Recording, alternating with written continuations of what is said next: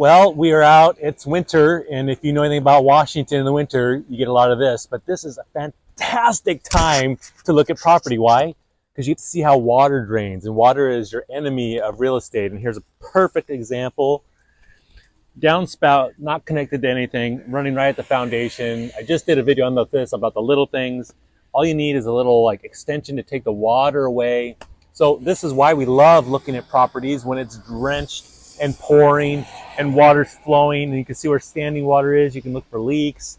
So this property was actually listed a few months ago for $900 as a fixer. I knew like a value add deal.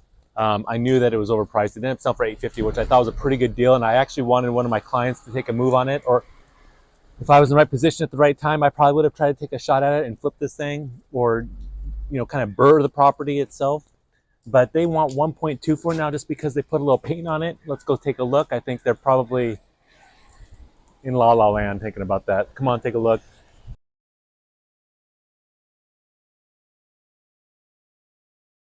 I mean, when you buy something for $850 and you think you're going to turn around a couple of months later and sell for 1.2, you might want to take care of this.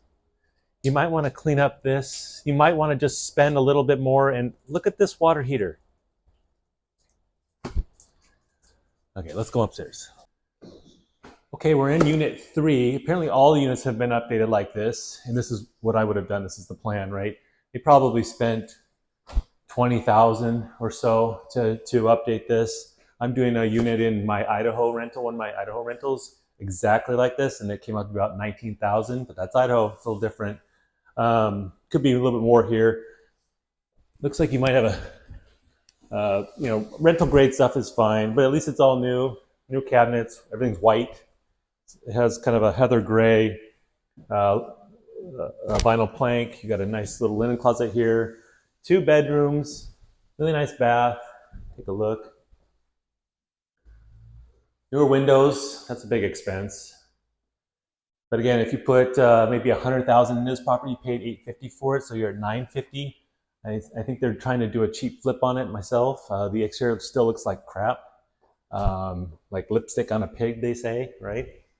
You were in a great area of Pierce County. This is Sumner. This is the very north end of Pierce County, right below south end of King County. If you get to know the counties that I watch, the areas, Sumner's a great little town, very hip, family-oriented.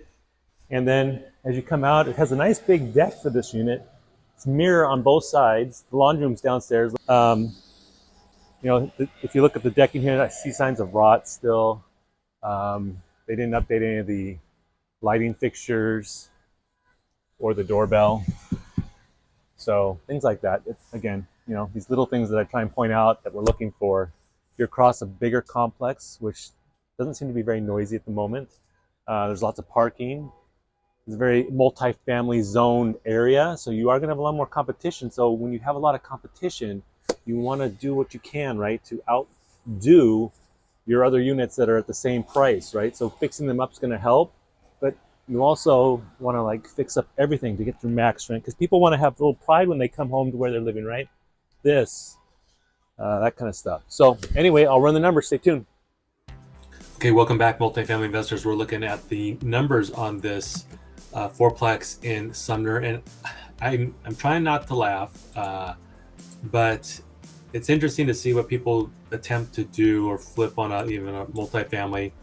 This one was listed in July for $900 as a value add deal, under market rents, of course, everything, like old mom and pop fourplex. I love the fourplex. I love the location. Sumner's a great little town. It's the north end of Pierce County, just south of King County. And there's a lot of multifamily around in this area, but I knew that you put a little money in this, it was probably going to be worth closer to $1 million. Well, it listed for $900. It ended up selling in July for $850, and 4 months later, they rehabbed the units, as you saw from my video. They did a kind of a crappy job just painting over the exterior, but really didn't clean up much out there. And then listed for 1.24. It says 1.2 here, but they've had a price drop since, because of obviously it's overpriced. They started at 1.24, so they bought it for $850. and tried 4 months later to list it for basically 1.25 million almost. So 400,000 more in value in 4 months is what they think that they were going to do by just rehabbing the units and getting a couple of units at 2,200 month rent, which I still haven't seen the leases. I find it hard to believe.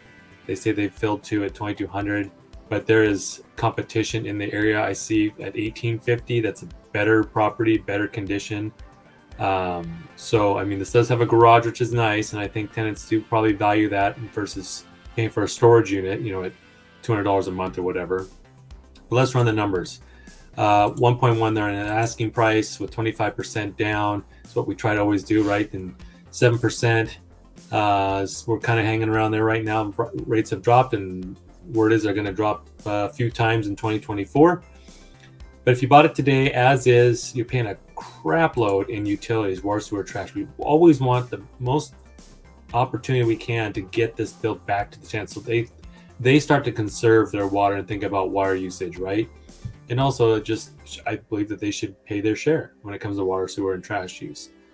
I'm budgeting in here an 8% management fee. You could self-manage and save a few $100 a month.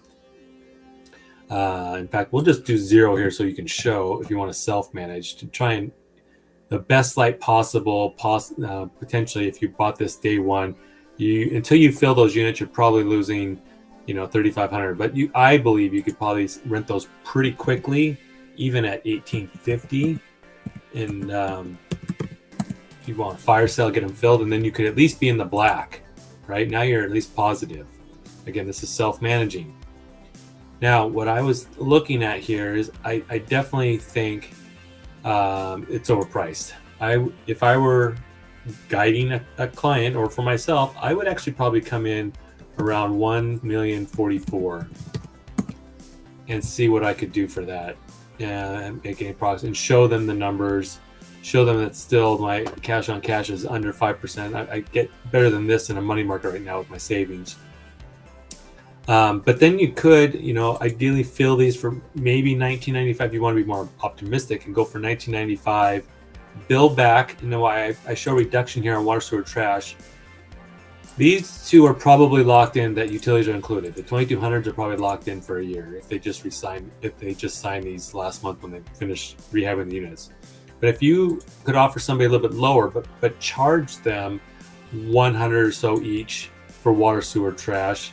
That's $200 a month, $2,400 a year. I took $2,400 off the water, sewer, trash. It gives you this. But the ultimate goal would be to get all 4 of these at probably closer to 100. It depends on how many occupants, right? I don't believe you should bill, even if there's only one person living in a 2-bed. You shouldn't bill one person the same as 3 people living in a 2-bed, right? There's obviously more usage with 3 people than 1. So I'm a big fan of billing ratioed based on per occupant. Obviously waiving infants or whatever.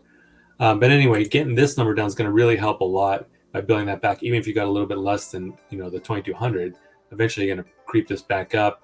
Keep including that as the water, sewer, garbage as a billable utility back to the tenant, called RUBS, ratio utility billing. Okay. And self-manage, but even if you had to put some management in there, maybe you should still be cash. If you went this route, cash flow positive, $600 and some bucks or so a month. Ideally, a lot of these deals, I think people should be going for 30% down too, just to get a little more wiggle room and get that debt service coverage ratio up a bit. This is a number we track on commercial properties, 5 units or more usually, but I still like to track it even for the small stuff. Okay, now you're getting closer to $1,000 a month in positive cash flow. So it's not a horrible deal.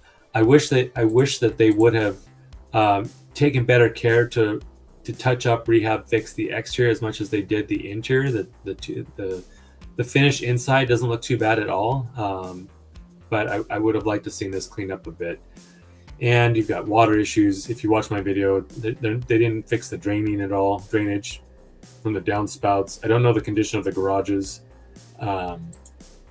but this makes it look a little bit better than it really is in real life. So anyway, there's the numbers.